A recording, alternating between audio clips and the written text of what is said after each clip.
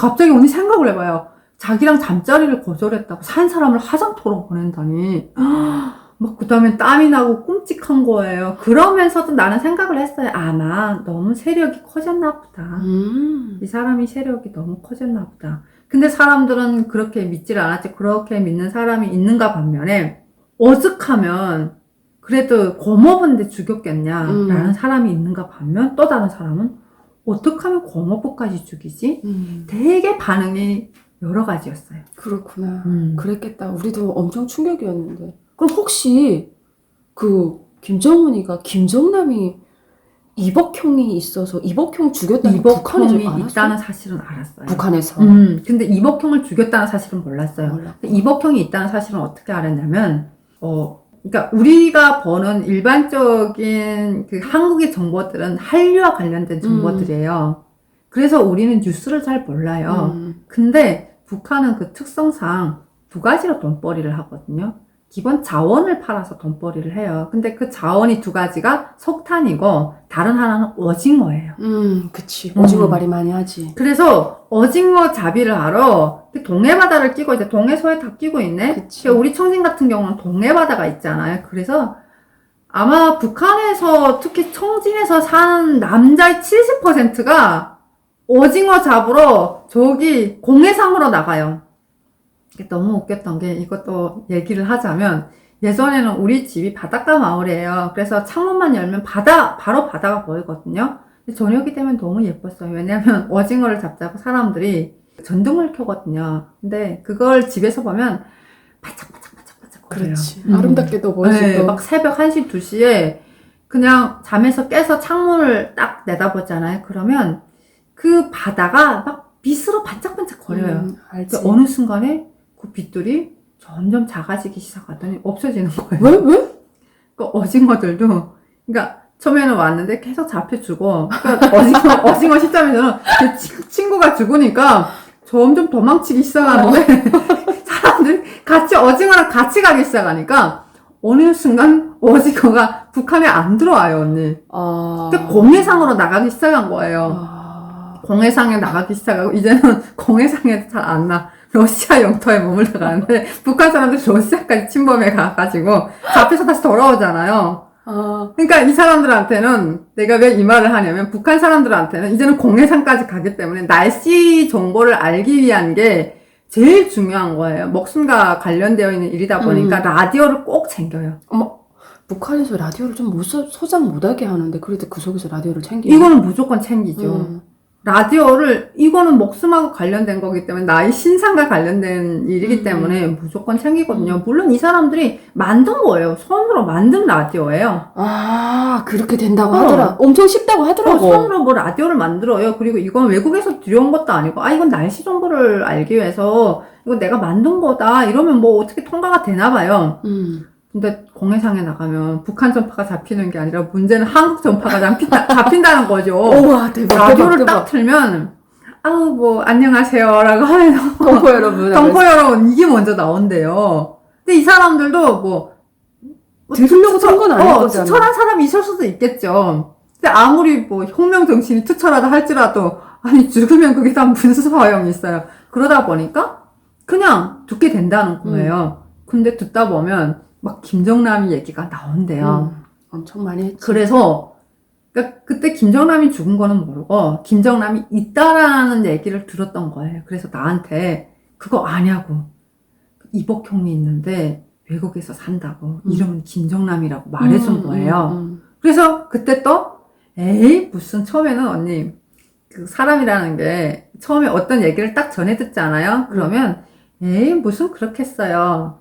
두 번째 전에 듣잖아요. 정말? 세 번째는 그런가? 네 번째는 얼커니. 이게 사람이 점점 스며들어가는 과정이에요. 처음에는 믿지를 않았는데 나중에는 아주 당연한 것처럼 그게 아마 거짓말이라고 했다 할지라도 아마 믿었을 거예요. 워낙에 폐쇄적인 사회다 보니까 그런 정보들이 귀하고 소중했던 거예요. 그치. 그래서 김정남에 대한 얘기도 알고 있었어요. 당연히. 북한에서 진짜 이모저모로 너무 많이 알고 있었네. 그래도. 너무 그 짧은 시간에 참 드라마틱하긴 했어요. 그러니까. 10년 통치했나 이 사람이?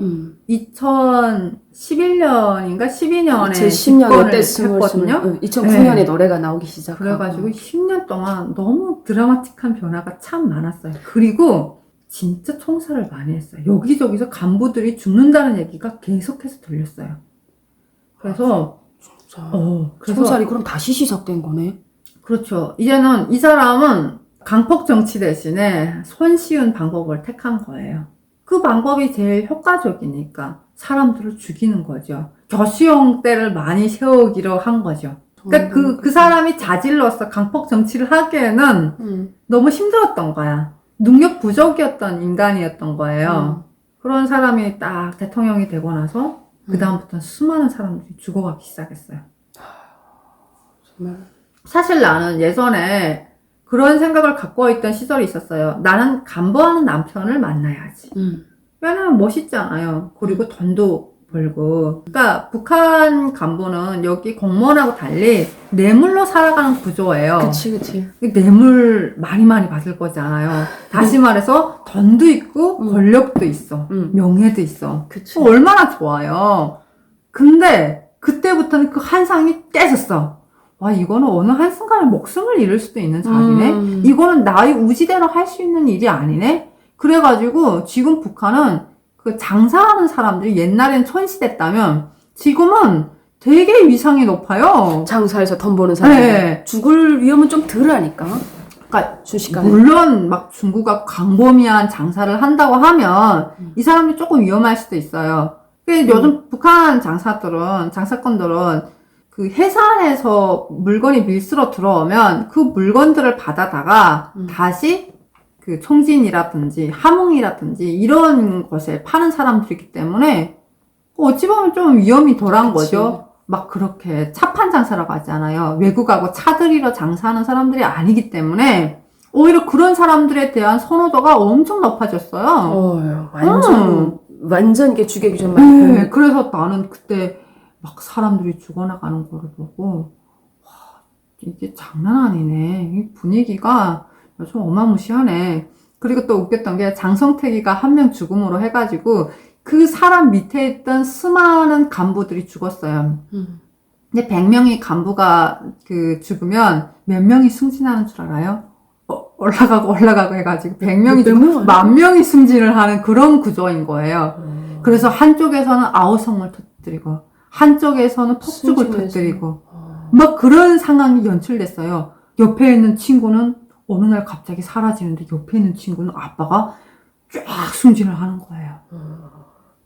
그렇겠다. 그러니까 이게 하루하루 자고 일어나면 새로운 소식이 막 바뀌는 그런 변화무쌍한 시대였던 거죠. 그러면 진짜 솔직한 말로 내가 왜 이 말을 또 물어보냐면 내가 우리 나이 때 장미야 너 나이 장혁이 나이 내 나이 때 김일성을 봤어. 김일성 시대를 조금 그래도 겪었고 김정일이 죽는 것도 봤어. 정은이 등장을 봤어. 주해까지 사실 우리 엄마 세대까지만 해 지금 우리 엄마 우리 아버지 우리 동생들 세대가 지금 북한에서 4대가 지금 어떻게 헤쳐먹는지를 보는 거잖아. 이것도 쉽지 않잖아. 그쵸. 김일성, 김정일, 김정은 겪었는데 김주혜까지? 그러면 나는 한국에 와서 놀러 나갔던 게 7월 8일날 김일성 죽을 때 나도 물론 울었지만 그래 미친 듯이 울었잖아. 좀 보면 언니 끼치거든. 우는 거에만 그치지 않고 같이 심장 솟아서 죽은 사람들도 많아요. 까무러치고 했잖아. 근데 김정일이 죽은 거를 봤단 말이야. 근데 김정일이 때는 그렇게 충격적이지 않고 저 사람들은 어차피 죽는 사람이라는 거에 한번 증명이 됐기 때문에 짜증이 났다는 거야. 왜 겨울에 죽을 것 같으면 겨울이 지냐고. 너무 추워가지고 공상 걸렸잖아요. 수많은 사람들이. 그때 엄청 악독한 놈이 죽는 겨울은 더 춥다는 생각이 어이가 들었대. 없다, 그런데 김주혜까지 겪으면서 무슨 생각을 할까? 그게 너무 궁금했던 거야. 그러니까 지금 한참 어린애. 화가 나는 거죠. 아니 근데 진짜 북한에 있는 사람들도 그 장년급 되는 사람이 김주혜 앞에서 무릎을 꿇는 영상이 있어요. 봤어. 북한은 아직도 유교국가예요. 여자한테. 남전여비의 사상이 가득 찬 나라 그렇지. 사람들이에요.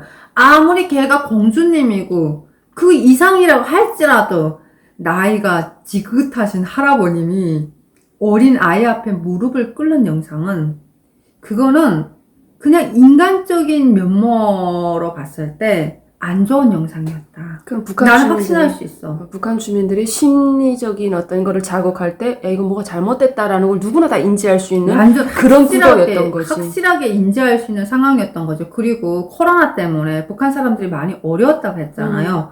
물론 나는 코로나 전에 탈출을 했어요. 코로나 전에 탈출을 했었기 때문에 내가 생각하는 그 관점에서 북한이 어려웠던 시기는 고난의 행군 시기야. 그치. 근데 나는 또 고난의 행군을 못 겪어봤어요. 그러다 보니까 북한이란 나라가 가난해. 근데 나는 잘 몰라. 딱 요 상황이었던 거예요.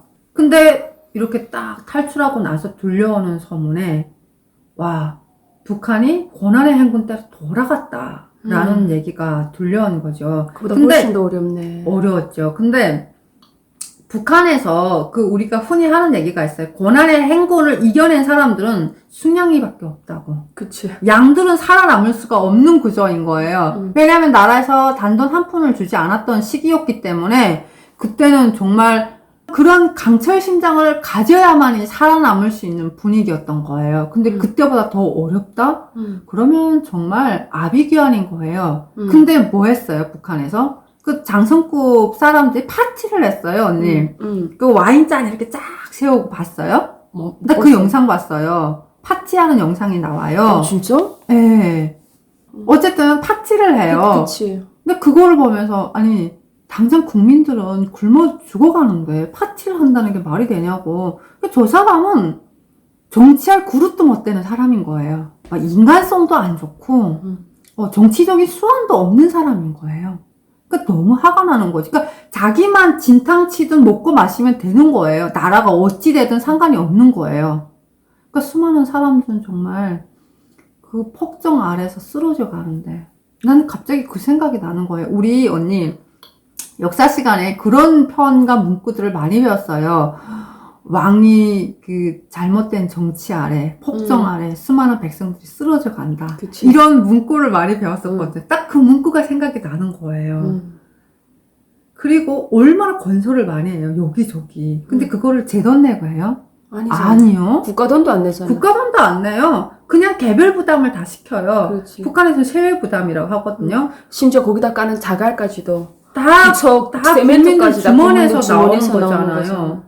이건 정말 말도 그냥 옛날 봉건 국가랑 똑같은 거예요. 행태가 어느 날 뭐 그래요. 회사가 자 나라에서 우리 회사한테 얼마의 돈을 지원하라고 한다. 회사가 무슨 돈이 있어요. 그러면 회사 인원이 20명이라면 나누기 20 하는 거예요. 그래가지고 맞아 뽐빠야지. 네, 내는 거야 그 돈을. 우리는 회사에 다니면서 돈 한 푼 못 받고 대신 돈을 내는 내야 거예요. 되는 거죠. 이게 무슨 상황인 거예요? 그렇죠. 그러니까 이거는 일반적인 상식으로는 이해할 수 없는 구조인 거예요. 그래서 제일 그 우아해하는 게 한국 사람들이 북한 사람들 월급 없는데 어떻게 먹고 사냐고 그러잖아. 나도 어떤 너무 친구가 신기해. 물어봤어 나한테 어떻게 사냐고. 그래서 북한 사람들은 그냥 직장 2개를 갖고 있다고 생각하면 된다고. 하나는 나라가 배정한 직장이고 하나는 내 스스로 찾은 직장인데 내 스스로 찾은 직장에서 돈을 100원 벌면 70원을 나라에 바치고 30원으로 그 70원을 원래 그러니까 국가에서 배정한 직장이라 바치고 30원으로 생계를 한다고 내가 그렇게 표현을 해줬어요. 왜냐하면 이 사회를 이해하기가 너무 어렵거든요. 그래. 진짜 어렵지. 난 그래서 그 말이 이해가 돼요. 그래서 항상 북한에서 오신 분들에게 당신이 다니던 직장에서 월급이 얼마입니까? 그런데 우리는 월급으로 얘기하지 않잖아. 그치. 월급 얼마 받았어? 우리 이런 이야기 안 하잖아. 월급을 받은 적도 없거든요. 배급도 안 주잖아요, 나라가. 그러니까 배급이 없어진 지 벌써 까마득하단 말이야. 몇십 년이 됐는데. 근데 우리는 너 무슨 직장에 다녔으면 무슨 일을 했냐 그게 훨씬 중요하잖아. 그 직장에서 무엇을 어느 만큼 내가 조절해 먹을 수 있는 직업인지 그거를 훨씬 더 그쵸. 중요하게 보는 거니까. 뇌물을 받을 수 있는가, 내가 좀 훔쳐갈 게 있는가, 있는가. 이게 중요한 거죠. 그치. 월급 중요하지 않은데 사람들이 자꾸 월급 물어봐서 내가 월급을 얼마 받았는지도 기억이 안 나는 거야. 북한 돈으로 1,000 얼마인지 그럴걸요? 기억이 안 나는 거야. 옛날에 월급 타령할 때 북한의 담배 한 갑이 월급. 3,000원이에요, 언니. 어이가 없지, 진짜. 그러니까. 나는 월급이 없으면서도 이렇게 먹고 살아가는 게 비정상이라는 것을 북한에 있을 때 인지 못했어.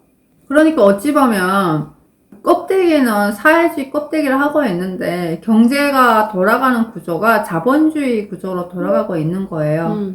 근데 사회주의라는 껍데기 때문에 결국에는 국민들이 그 불합리성을 감당하는 거죠.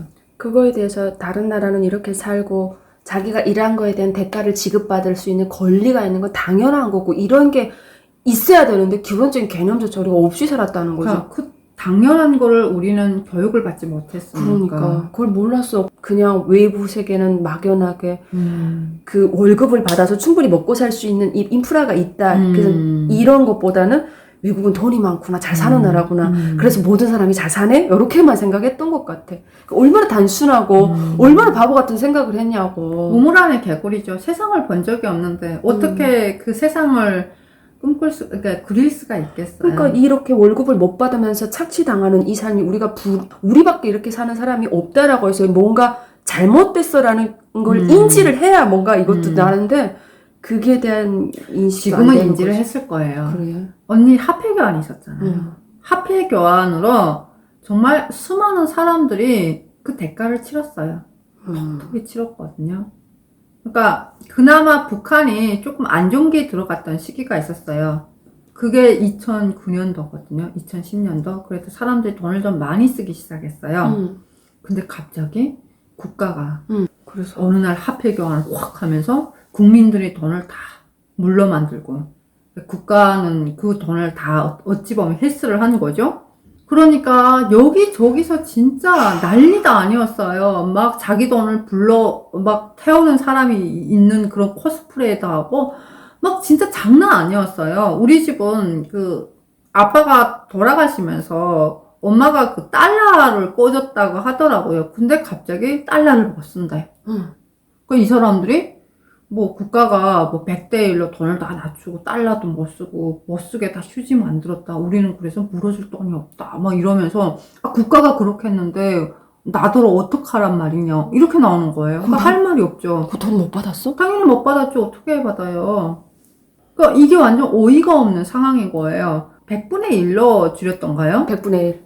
그러니까 예를 들면 1000달러를 빌려줬으면 100달러를 받게 된 상황인데 그것마저 국가가 달러를 못 쓴다라고 해가지고 갑자기 다 휴지 조각을 만들어 버린 거예요. 그러니까 이게 경제 체계가 진짜 누가 그 경제를 생각했는지 모르겠는데 경제의 경자도 모르는 사람들이 국가를 혼란에 빠뜨린 거예요.